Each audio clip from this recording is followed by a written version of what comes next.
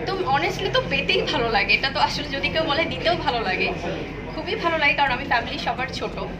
So ওই জায়গাটা থেকে সবসময় সালামি পেতেই ভালো লাগে।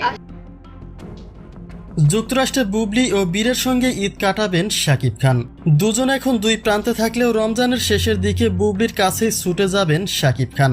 স্ত্রী সন্তানকে সঙ্গ দেওয়াটাই থাকবে তার মূল উদ্দেশ্য। সম্প্রতি এবারের ঈদকে কেন্দ্র করে এমনই একটা আলোচনায় জড়িয়ে গেছে শাকিব খান এবং বুবলির নাম। কিন্তু এবারের ঈদেও তো শাকিবের সিনেমা মুক্তি পাবে, তবে সেই সিনেমার প্রচারণা বন্ধ করে স্ত্রী সন্তানের কাছে ছুটে যাবেন কি শাকিব? অর্থাৎ সকল ব্যস্ততাকে আড়াল করে বুবলির কাছে শাকিবের উড়াল দেওয়ার এই গুঞ্জনটি ঠিক কতটা সত্য, চলুন তার বিস্তারিত জেনে নেওয়া যাক।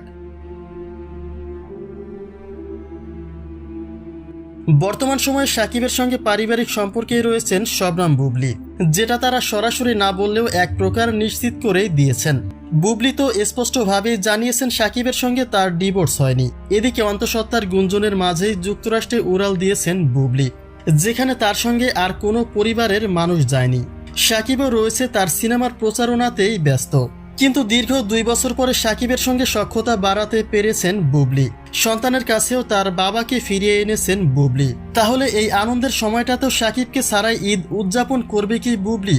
হিসেব করতে গেলে বাবার সঙ্গে শেহজাদ খান বীরের এটাই প্রথম ঈদ, কেননা বিগত সময়গুলিতে বুবলিকে চিনতেন না শাকিব। তবে তো সন্তানের প্রসঙ্গ উঠে আসার প্রশ্নই আসে না।